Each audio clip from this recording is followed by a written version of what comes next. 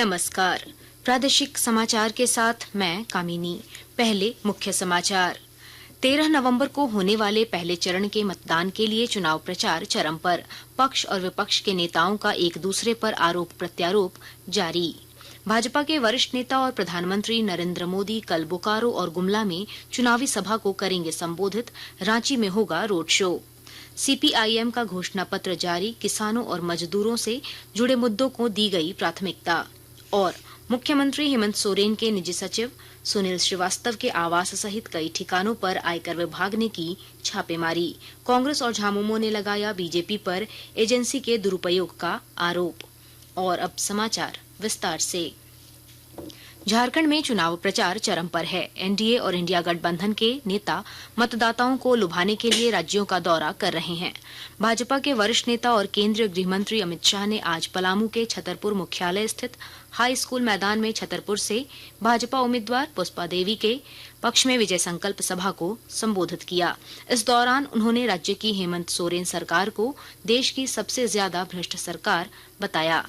हमारे संविधान में कहीं पर भी धर्म के आधार पर आरक्षण का स्थान नहीं।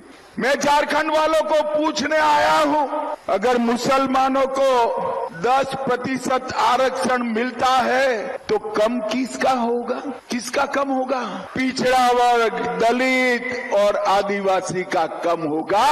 एक कांग्रेस पार्टी पिछड़ा वर्ग, दलित और आदिवासी का आरक्षण काटकर मुसलमानों को आरक्षण देना चाहती है। श्री शाह ने जमशेदपुर के जुबली पार्क गेट के पास से साक्षी बाजार तक रोड शो किया। उन्होंने जमशेदपुर पूर्वी के प्रत्याशी पूर्णिमा दास और जमशेदपुर पश्चिमी के प्रत्याशी सरयू राय के समर्थन में वोट देने की अपील की। वहीं उन्होंने हजारीबाग के लोगों से सरकार बनने के 90 दिनों के अंदर हवाई अड्डा के लिए भूमि पूजन का आश्वासन दिया। कांग्रेस नेता राहुल गांधी ने आज धनबाद और जमशेदपुर में आयोजित चुनाव सभा को संबोधित किया। धनबाद में उन्होंने इंडिया गठबंधन प्रत्याशी जलेश्वर महतो के पक्ष में वोट मांगा। वहीं जमशेदपुर में आयोजित चुनावी सभा को संबोधित करते हुए राहुल गांधी ने बीजेपी पर समाज को धर्म के नाम पर बांटने का आरोप लगाया। कहा कि कांग्रेस गरीबों की रक्षा करती रहेगी।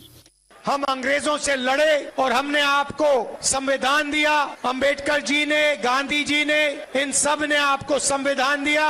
और आज अगर गरीबों की कोई रक्षा करता है, किसानों की कोई कुछ चीज रक्षा करती है, मजदूरों की, तो ये है हमारा संविधान। और मैं आपको मैसेज देना चाहता हूँ, इस संविधान को कोई नहीं खत्म कर सकता है। इस संविधान की रक्षा हिंदुस्तान की जनता, कांग्रेस पार्टी, इंडिया गठबंधन करेगी। इधर बीजेपी अध्यक्ष जेपी नड्डा ने भी पलामू के विश्रामपुर में एनडीए प्रत्याशी रामचंद्र चंद्रवंशी के समर्थन में आयोजित जनसभा को संबोधित किया। लोगों को संबोधित करते हुए उन्होंने महागठबंधन की सरकार पर लोगों को ठगने का आरोप लगाया। इन्होंने आपके साथ धोखा दिया। बताइए, आपको कहा था कि नहीं कहा था कि हम रोजगार पेंशन देंगे? कहा था रोजगार भत्ता देने के लिए? कहा था कि नहीं कहा था? मिला किसी को? कहा था कि नहीं कहा था कि हम सरकारी नौकरी देंगे? मिला किसी को? कहा था महिलाओं को हम आगे बढ़ाने के लिए उनकी आर्थिक मदद करेंगे? किया किसी का? ये छलावे की सरकार है, ये धोखा देने वाली सरकार है। वहीं भाजपा के वरिष्ठ नेता और केंद्रीय रक्षा मंत्री राजनाथ सिंह ने खूंटी में चुनावी सभा में 1 साल में 2 एलपीजी सिलेंडर मुफ्त दिए जाने का वादा किया।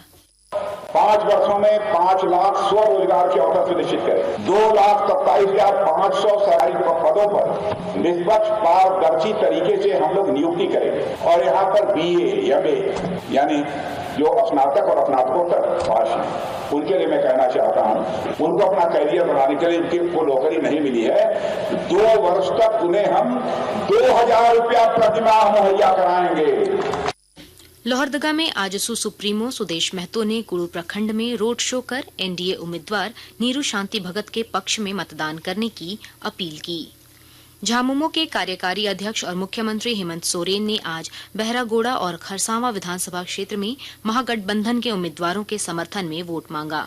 उन्होंने भाजपा पर निशाना साधते हुए कहा कि महागठबंधन सरकार ने समाज के सभी वर्ग के लोगों का ध्यान रखा है।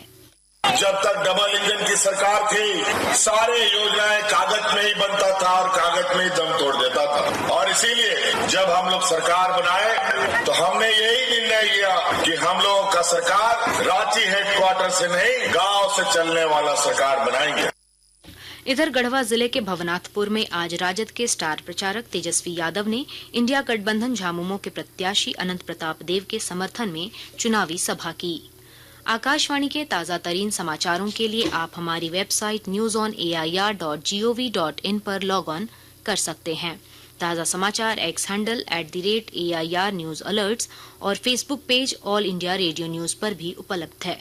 अब प्रादेशिक समाचार एकांश के X handle @AIR news _ Ranchi और फेसबुक, इंस्टाग्राम पेज तथा YouTube channel AIR news Ranchi पर भी हमारे बुलेटिन सुन सकते हैं। प्रादेशिक समाचार आप आकाशवाणी रांची से सुन रहे हैं। भाजपा के वरिष्ठ नेता और प्रधानमंत्री नरेंद्र मोदी विधानसभा चुनाव प्रचार को लेकर दूसरी बार कल झारखंड के एक दिवसीय दौरे पर आ रहे हैं। भाजपा के प्रदेश चुनाव सह प्रभारी हिमंता बिस्वा शर्मा ने बताया कि श्री मोदी एनडीए प्रत्याशियों के समर्थन में बोकारो और गुमला में चुनावी जनसभा को संबोधित करेंगे। इसके अलावा वे रांची में रोड शो भी करेंगे। प्रधानमंत्री श्री मोदी के झारखंड दौरे को लेकर विशेष सुरक्षा समूह एसपीजी की टीम ने रांची में सुरक्षा व्यवस्था का जायजा लिया। झारखंड विधानसभा चुनावों के लिए सीपीआईएम ने आज रांची में अपना घोषणा पत्र जारी कर दिया है। कम्युनिस्ट पार्टी मार्क्सवादी के घोषणा पत्र में किसानों और मजदूरों के हितों को प्राथमिकता दी गई है। घोषणा पत्र जारी करते वक्त पूर्व सांसद वृंदा करात सहित पार्टी के अन्य पदाधिकारी मौजूद थे। पत्रकारों को संबोधित करते हुए वृंदा करात ने बीजेपी पर जमकर निशाना साधा। चुनाव के मौके पर भारतीय जनता पार्टी इतनी डेस्परेट हो गई है। यहाँ देश ने अभी ईडी, सीबीआई, आईटी जो उनके ट्रस्टेड दोस्त है उनका इस्तेमाल किया जा रहा है, तो ये बेहद गलत है। मुख्य निर्वाचन पदाधिकारी के रवि कुमार ने कहा है कि विधानसभा चुनाव में हर मतगणना केंद्र सीसीटीवी कैमरे की निगरानी में रहेंगे। उन्होंने कहा कि पारदर्शी और त्रुटिहीन मतदान संपन्न कराना निर्वाचन आयोग की प्राथमिकता है। उन्होंने बताया कि आदर्श आचार संहिता लागू होने के बाद से अब तक राज्य में 1 अरब 66 करोड़ 82 लाख की अवैध सामग्री और नकदी जब्त की गई है। आज का सीजर 166.82 करोड़ अभी तक सीजर हुआ। बाकी लगातार हम लोग का एनफोर्समेंट एक्टिविटीज का बढ़ाते जा रहे हैं ताकि एक फ्री एंड फेयर इलेक्शन कराने के लिए। इसी बार लोकसभा चुनाव की तरफ से सभी बूथों पर सीसीटीवी का कवरेज रहेगी। उसमें वेबकास्टिंग का माध्यम से सभी आरओ, डीओ, एसपी, सीओ कार्यालय से कमीशन से भी इसका नजर रखा जाएगी। आयकर विभाग ने मुख्यमंत्री हेमंत सोरेन के नजदीकी और निजी सचिव सुनील श्रीवास्तव के आवास और उनसे जुड़े लोगों के ठिकानों पर आज छापेमारी की है। यह छापेमारी रांची और जमशेदपुर के लगभग 9 जगहों पर चल रही है। आयकर की टीम सीआरपीएफ जवानों के साथ छापेमारी कर रही है। इधर प्रदेश कांग्रेस के नेता राकेश सिन्हा ने कहा है कि भाजपा आईटी और ईडी का दुरुपयोग कर रही है। वहीं मुख्यमंत्री हेमंत सोरेन ने भाजपा पर एजेंसियों के दुरुपयोग का आरोप दोहराया है। इधर भाजपा के प्रदेश प्रवक्ता प्रतुलनाथ शाहदेव ने कहा है कि चुनाव में पैसों के दुरुपयोग की सूचना पर जहां भी एजेंसियों को सबूत मिलते हैं वहां कार्रवाई होती है। अंत में मुख्य समाचार एक बार फिर। 13 नवंबर को होने वाले पहले चरण के मतदान के लिए चुनाव प्रचार चरम पर। पक्ष और विपक्ष के नेताओं का एक दूसरे पर आरोप प्रत्यारोप जारी। भाजपा के वरिष्ठ नेता और प्रधानमंत्री नरेंद्र मोदी कल बोकारो और गुमला में चुनावी सभा को करेंगे संबोधित। रांची में होगा रोड शो। सीपीआईएम का घोषणा पत्र जारी। किसानों और मजदूरों से जुड़े मुद्दों को दी गई प्राथमिकता। और मुख्यमंत्री हेमंत सोरेन के निजी सचिव सुनील श्रीवास्तव के आवास सहित कई ठिकानों पर आयकर विभाग ने की छापेमारी। कांग्रेस और झामुमो ने लगाया बीजेपी पर एजेंसी के दुरुपयोग का आरोप। इसके साथ ही आकाशवाणी रांची से प्रादेशिक समाचार का ये बुलेटिन समाप्त हुआ। नमस्कार।